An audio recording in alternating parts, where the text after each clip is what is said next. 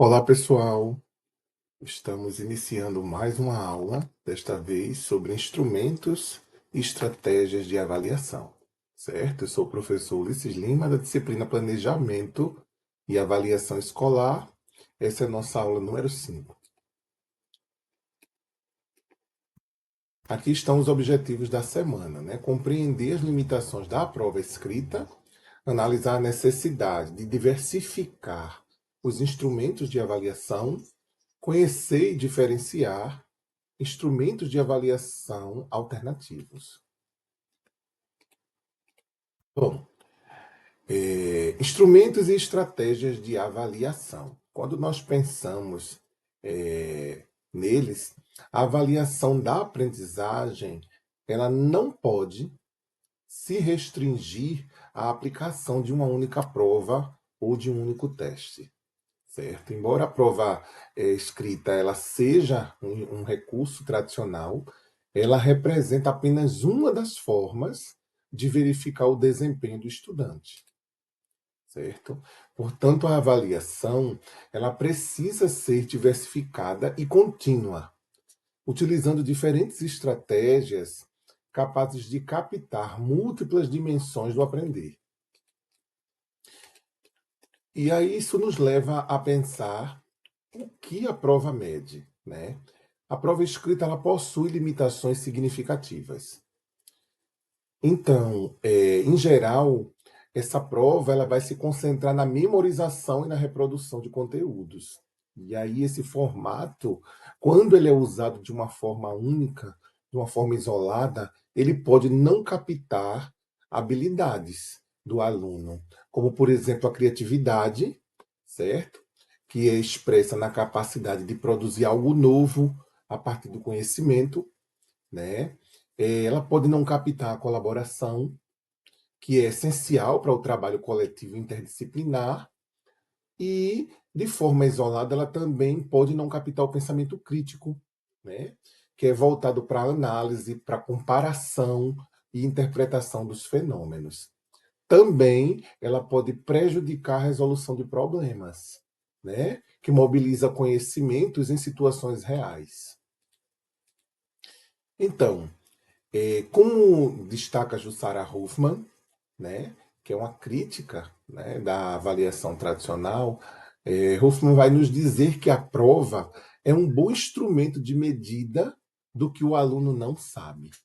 Ela vê dessa forma, né? Em vez de revelar todo o potencial do estudante, a prova frequentemente se limita a expor falhas, sem necessariamente indicar caminhos para o avanço da aprendizagem. Certo? Assim, é fundamental que a prova seja complementada por instrumentos diversificados de avaliação. Né? E aí o que isso vai acarretar?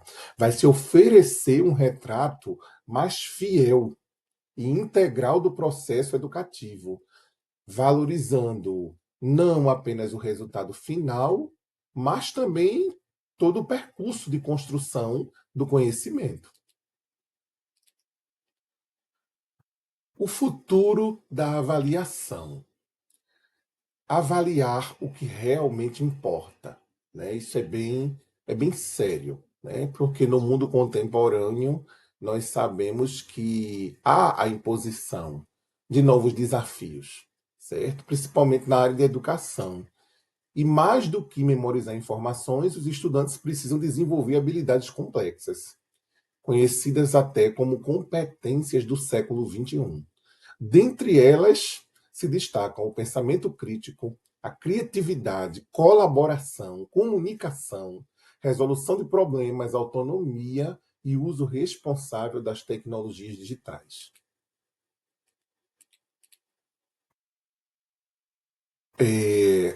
Atualmente buscam-se, né, métodos que permitam analisar não apenas o que o aluno sabe, mas como ele aprende. Né? Aplica e ele transforma o conhecimento. Assim, o futuro da avaliação escolar está em sua capacidade de reconhecer a singularidade de cada estudante, de acompanhar seu percurso formativo e apoiar o desenvolvimento integral. Então, por que diversificar os instrumentos de avaliação? Por que isso é importante, né? A diversificação dos instrumentos de avaliação, ela é fundamental para que o processo avaliativo cumpra seu papel de forma justa, inclusiva e formativa.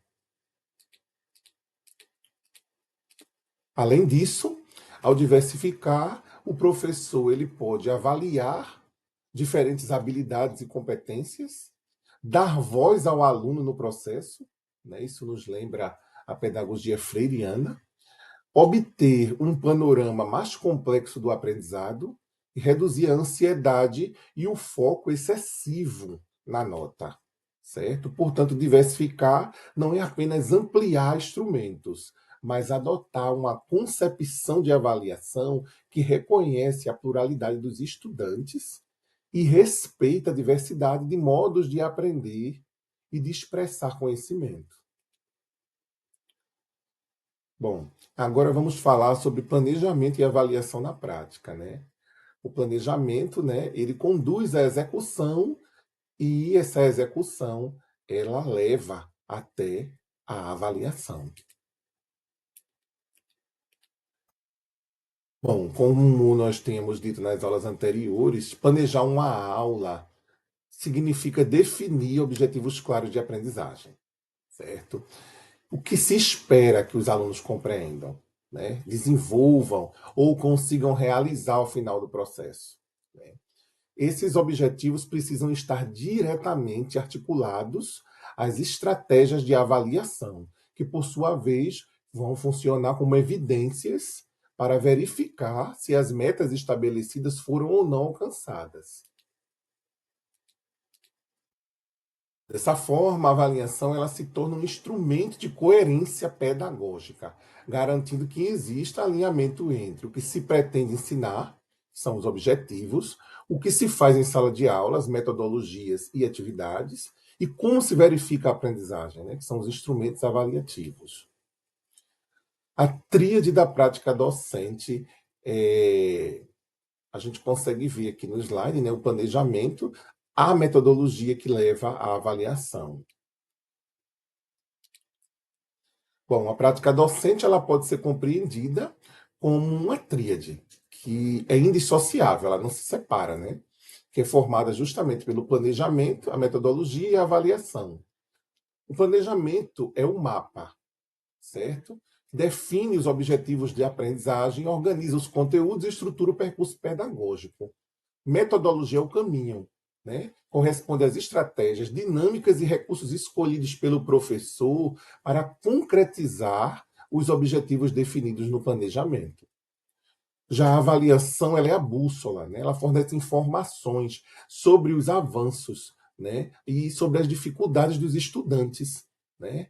É a avaliação que permite redimensionar tanto o planejamento quanto a metodologia.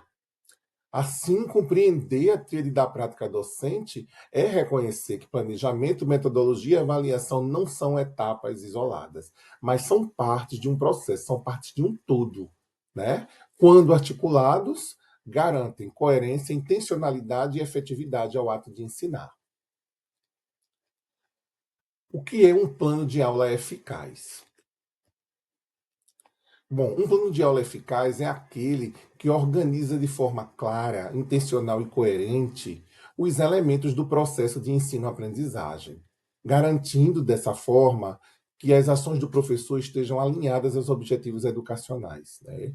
Ele não deve ser visto como uma burocracia, mas como um guia prático que orienta a condução da aula, né, dá segurança ao docente e favorece melhores condições de aprendizagem para os estudantes. Ainda sobre o que é um plano de aula eficaz, nós podemos dizer que é aquele que organiza, né, de forma clara, intencional e coerente os elementos do processo de ensino-aprendizagem, garantindo que as ações do professor estejam alinhadas aos objetivos educacionais, certo? Então, para ser efetivo, o plano de aula ele deve contemplar a definição de objetivos claros, seleção de conteúdos relevantes, escolha de metodologias alinhadas, previsão de estratégias de avaliação, certo? Em síntese, o plano de aula eficaz é aquele que consegue articular os objetivos com conteúdos, metodologias e avaliação, criando um percurso pedagógico, né, que é intencional, é flexível e é capaz de se adaptar às necessidades reais da turma. Agora vamos pensar um pouco sobre avaliação, né, na era digital, né, e o planejamento. Né? A tecnologia ela abre caminhos para uma prática docente mais dinâmica, colaborativa e personalizada, certo? Ferramentas digitais podem sim apoiar o professor desde a organização do planejamento até a avaliação, tornando os processos mais eficientes, participativos e inclusivos, certo? Como exemplo, planejamento mais ágil e colaborativo, né? A era digital, né, ela proporciona também avaliações diversificadas, que vão além da prova tradicional. O feedback pode ser mais rápido e individualizado, né, e o uso de dados para acompanhar o progresso dos alunos. Exemplos de ferramentas que ajudam a estruturar o planejamento pedagógico, né? Nós podemos usar o Google Docs, né, os slides, para elaborar planos de aula e apresentações em modo colaborativo. O Trello, né, que vai nos proporcionar a organização de tarefas, cronogramas e projetos, permitindo visão clara do andamento das atividades. Tem o Miro também, com a criação de mapas mentais e quadros interativos que facilitam a visualização de ideias e conceitos, e tem o Notion ou o Evernote, que são plataformas para organizar conteúdos, anotações e materiais de referência. Obviamente, são apenas alguns exemplos que eu estou dando, mas existem outros, certo? Existem também ferramentas digitais para avaliação, certo? Aqui na primeira parte, né, nós vamos ver algumas ferramentas que agilizam o processo de avaliação e ampliam as possibilidades de acompanhamento, certo? Que é o caso dos formulários online, né, foram muito utilizados inclusive na pandemia, né, o Google Forms, o Microsoft Forms, que permitem criar testes rápidos, avaliações diagnósticas e questionários personalizados com correção automática. Existem também as plataformas de aprendizagem, como o Google Classroom e o Moodle, né, que centralizam atividades, permitem a entrega de trabalhos, devolutivas personalizadas e registro do progresso de cada estudante. Também temos o Microsoft Teams, também foi muito usado, né, na pandemia, o Edmodo, opções de integração para turmas virtuais com espaço para integração e feedback. Ferramentas digitais para avaliação, aqui na parte 2, é preciso considerar a avaliação interativa em geografia, certo? E aí trazemos alguns exemplos práticos que tornam a avaliação mais dinâmica, né, e conectada ao conteúdo de geografia, né, que é justamente são os mapas interativos, certo?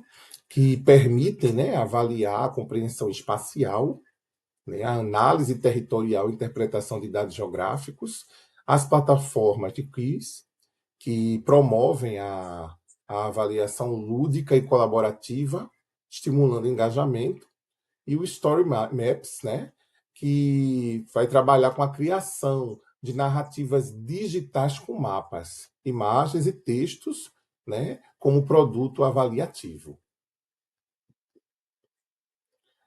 Agora vamos para o tópico professor como refletor da própria prática, certo? Então, mais do que aplicar ferramentas, o professor ele deve assumir a postura de pesquisador de sua prática pedagógica, né? Isso significa documentar o planejamento, as estratégias e resultados obtidos, analisar as evidências de aprendizagem para identificar avanços e dificuldades, ajustar constantemente o planejamento e as metodologias com base na experiência vivida e compartilhar práticas bem-sucedidas com outros educadores, fortalecendo a cultura de colaboração. Então, trazemos aqui alguns pontos-chave, né? A integração entre planejamento, metodologia e avaliação, a importância do feedback como eixo formativo, né? De dar esse retorno, e o uso de tecnologias digitais para potencializar a prática docente. Aqui estão nossas referências. Muito obrigado e até a próxima aula.